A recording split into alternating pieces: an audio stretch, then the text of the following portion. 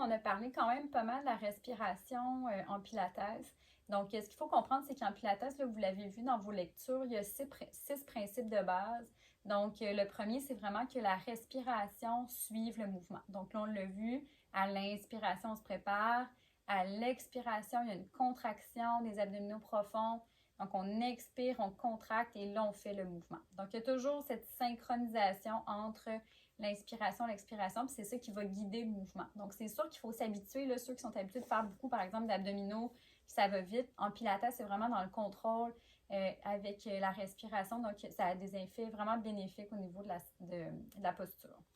Ensuite, donc, juste vous rappeler, hein, donc, si je suis assise comme ça, encore dans ma position de méditation, donc, déjà, je peux essayer d'engager les abdominaux profonds. Ça veut dire pas nécessairement mes grands droits, mais vraiment les transverses et les obliques pour essayer d'allonger. Donc, déjà, je peux être ici, puis essayer de me concentrer pour allonger la colonne, mais en partant des muscles qu'on disait, là, comme si on voulait arrêter le pipi. Donc, vraiment une contraction des abdominaux profonds.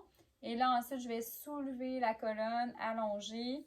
Et là, j'essaie vraiment d'avoir le plus grand prolongement axial. Donc, on va en parler. Ça fait partie des principes aussi. Donc là, le contrôle des épaules, c'est aussi un principe de Pilates. Donc là, si je suis comme ça puis je suis tendue, c'est pas dans les principes Pilates. Donc, on va toujours avoir un bel alignement au niveau des épaules. Donc, pour le pratiquer, des fois, j'aime ça juste vous montrer là, un peu les mouvements qu'on peut faire avec les épaules. Donc, vous pouvez mettre les bras devant. Donc, déjà, si je les mets ici, là, je vais sentir que j'étire. Là, vous allez étirer les doigts comme si vous vouliez attraper là, le mur en avant de vous. Donc là, vous allez sentir que les omoplates, là, les os en arrière s'en vont comme un petit peu sur le côté. Donc là, vous sentez ça comme ça. Là, ensuite, on va faire le mouvement inverse. On va ramener les omoplates dans le dos. Donc, je ramène dans le dos les omoplates. Donc là, on sent là, qu'il y a ce mouvement-là qui existe. Ensuite, il y aurait de l'élévation. Hein. Je sens lever mes bras nécessairement. Je peux juste être ici comme ça, puis là, lever les épaules, puis je peux aussi les descendre. Donc là, vous voyez qu'il se passe beaucoup de choses au niveau des épaules. Donc, en Pilates, souvent, ce qu'on va vouloir, c'est que les clavicules, ici, là, les petits os, soient larges, les omoplates qui pointent vers le bas. Donc, vraiment comme si je voulais que ce soit le plus large possible. Donc, ça serait mon contrôle des épaules. Donc, si j'ai les bras dans les airs, je ne voudrais pas être pris ici comme ça, mais plutôt, je vais essayer de dégager, donc ouvrir au niveau des clavicules, ramener les pointes de mes omoplates, donc vers le bas. Donc, je ne suis pas ici comme ça, je vais ramener donc les pointes de mes omoplates au lieu d'être en haut, elles descendent. J'essaie de faire de la place avec mes clavicules. Donc, essayez de sentir ça. Puis là, des fois, ce que je m'amuse à vous faire tenir un petit peu, donc on va tenir les bras dans les airs. Donc, comme si je faisais l'arbre. Et là, on essaie de ne pas se crisper. On ramène ici. Puis là, à partir d'ici, je fais juste me rappeler. Peut-être que mon dos se relâche, mes abdominaux se relâchent. Donc là, je vais me rappeler de rentrer le nombril vers la colonne, engager les abdominaux profonds et tirer la tête vers le plafond. Je maintiens, donc vous gardez ça. Les doigts qui tirent vers le haut, mais en même temps les épaules qui amènent, qui fait comme une genre de pression vers le bas. Et je retrouve ma respiration Pilates, donc une inspiration par le nez. Et expire.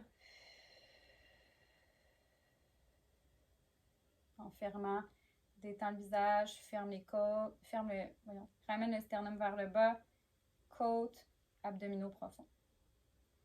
Donc là, ça c'était pour le contrôle des épaules. Un autre principe qui est important en Pilates, c'est le prolongement axial optimal. Donc c'est vraiment là d'avoir le plus grand prolongement possible. C'est aussi d'être capable d'aligner sa tête avec le haut de son dos, donc des vertèbres dorsales, avec le sacrum. Donc, pour ceux qui ne savent pas, le sacrum, c'est juste avant le coccyx, là, donc en haut des fesses, vous allez sentir un petit os. Donc là, à la maison, actuellement, en classe, on avait nos fameux rouleaux magiques. Là, on les a pas, évidemment. Ça me surprendrait que vous en ayez à la maison. Donc là, ce que j'ai fait, c'est que j'ai dévissé mon balai chez moi pour vous montrer un exercice, justement, qui permet là, de vraiment sentir si je suis dans un prolongement axial. Donc, à la base, déjà, ce que je vais faire, c'est que je vais mettre à quatre pattes. Donc, à quatre pattes, je vais déposer. Toujours, là, quand on va être en position quatre pattes, je veux que mon poignet soit aligné avec mon épaule. Donc, je ne veux pas être en avant ici. Je veux vraiment là, que ma main soit alignée au coude, alignée à l'épaule. Donc, on est ici à quatre pattes. Les genoux ne sont pas collés. On peut les mettre à la largeur des hanches. Donc déjà, pour l'instant, je pourrais me concentrer à sentir là, ce qu'on disait tout à l'heure, donc ma fameuse respiration. Engager les abdominaux. Et là, sans vouloir bouger le reste, ce qu'on va faire, c'est qu'on va soulever la main, donc une des mains devant. Donc, je vais allonger, mais en essayant de ne pas modifier ma posture. OK? Donc, je vais ramener. Et là, vous remarquerez, ma colonne, elle n'est pas comme ça. Je ne suis pas comme ça non plus. J'essaie d'avoir une colonne neutre. Donc, je pousse dans mes bras pour éviter, là, je n'essaie pas de m'affaisser. Donc, je suis comme ça, je suis contractée. Là, vous ne voyez peut-être pas parce que mon chandail est lousse. Mais on essaie de ne pas avoir le ventre qui sort. On est vraiment là dans une contraction sans plaquer le dos non plus. Donc, on a une courbure normale en général. Hein, quand on est droit comme ça, là, on n'est pas complètement droit. Il y a une petite courbure en haut, une petite courbure en bas. On veut conserver ce dos neutre. C'est comme ça qu'on va l'appeler. Donc, on retourne à notre quatre pattes. Et là, je vais soulever l'autre bras dans les airs. Donc, en essayant de ne pas modifier. Donc, mes abdominaux sont engagés. Expire. Inspire, ramène. Là, je vais réessayer la même chose. Donc, vous allez sentir que vous devez mettre plus de poids dans les mains. Je vais lever une jambe en arrière. Donc, je vais étirer le talon. OK? Donc là, un des principes de yoga, c'est aussi l'alignement des segments. Donc là, souvent dans cet exercice-là, je vois des gens qui font comme des mouvements comme ça. C'est vraiment pas ça le but. Là. Le but, c'est vraiment d'allonger comme si j'étirais vers l'avant, comme si mon talon voulait toucher au mur en arrière de moi. Donc, je ramène. Encore une fois, étire le talon vers l'arrière. Ramène. Donc là, une façon de savoir si on est aligné, c'est pour ça mon fameux bâton. Donc là, si vous avez votre fameux bâton de ballet, donc ce que je ferai ici, là, pour être sûr qu'il y a le derrière de ma tête, donc l'occiput et le haut de mon dos, donc les vertèbres dorsales, puis mon sacrum. Donc ce que je veux faire, c'est que je veux les aligner. Okay? Donc là, je vais placer mon bâton. Là, je suis mal arrangée, mais je vais y arriver. Donc, ce que je vais vouloir faire, okay, c'est que j'ai un contact avec... Là, il glisse un petit peu mon bâton.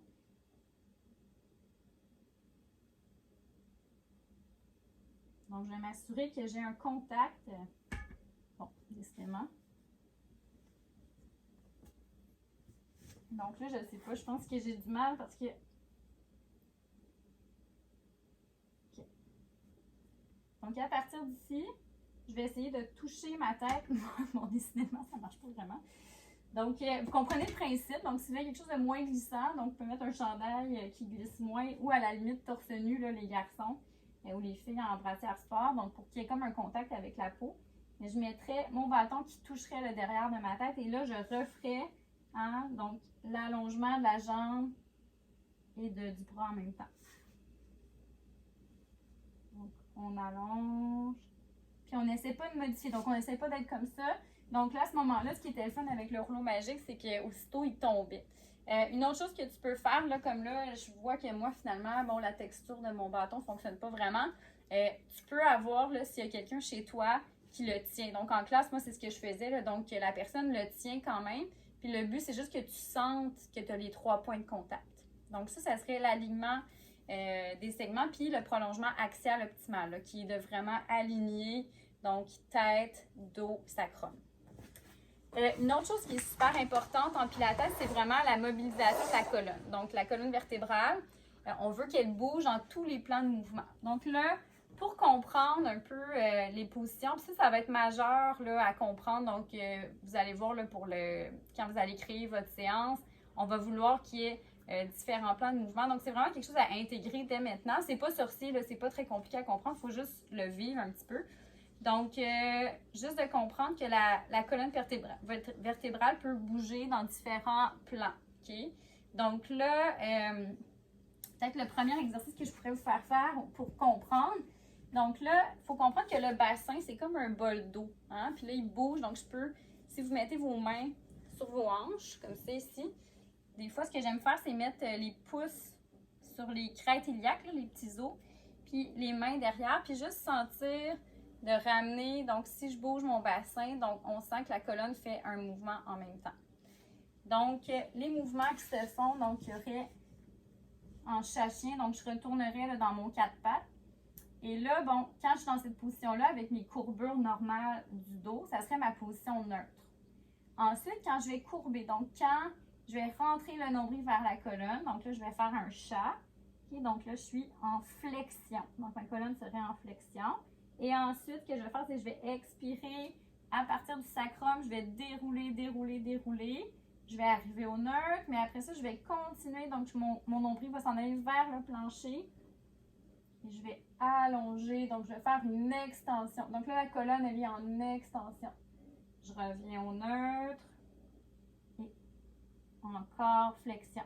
Donc là, vous voyez ma flexion quand je suis pliée. Là, des fois, c'est ça que les étudiants me disent. Là, quand je me plie vers l'avant, donc ça serait une flexion.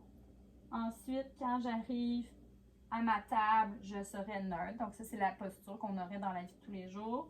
Puis ensuite, l'extension qui serait vraiment là, arquer le dos. Okay? Donc on essaie, ça vient d'un peu partout. On essaie que ce ne soit pas juste le bas du dos, on essaie aussi que ce soit le thorax. Okay? Donc là, on répète, flexion, neutre, extension. Il y a deux autres plans qui sont la rotation et la flexion latérale. Donc là, on a fait là, tout ce qui était dans le plan comme ça, mais il y a aussi, je pourrais faire une rotation. Okay? Donc là, par exemple, si je suis assise, okay? Donc je pourrais avoir mes bras, par exemple, si on essaie de rejouer avec notre principe d'épaule, donc les épaules vers le sol.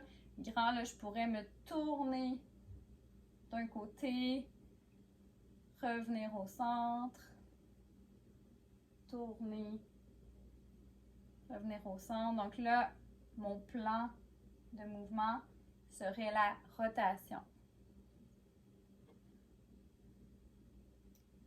En yoga, on va dire torsion. Donc, je ne sais pas, c'est deux jargons différents. Donc, vous voyez, là, déjà, mes épaules remontent, donc je dois les ramener ici. Donc, ça serait la rotation. Puis ensuite, la flexion latérale, ça serait de fléchir de chaque côté. Donc, je mettrai une main sur le côté, allonge le bras droit dans les airs, étire. Mais là, vous voyez, je ne viens pas faire ça comme ça. Hein. Je ramène, je laisse l'espace entre mon épaule et mon oreille. Je vais me pencher sur le côté. Okay, donc ça serait une flexion latérale. On va aller faire de l'autre côté. On va faire quelques répétitions. Donc là, on avait 6 principes de yoga.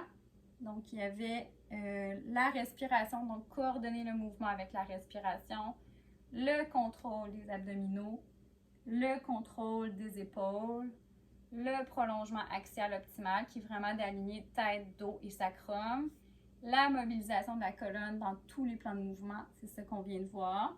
Donc là, il nous resterait le dernier qui est l'alignement des segments, en fait, qui signifie juste qu'il faut vraiment être bien placé un peu comme quand je vous montrais à 4 pattes, donc d'éviter d'être dans un alignement qui est erroné ou qui n'est pas naturel. Okay? Donc, ça, c'est les principes de Pilates. Donc, voilà.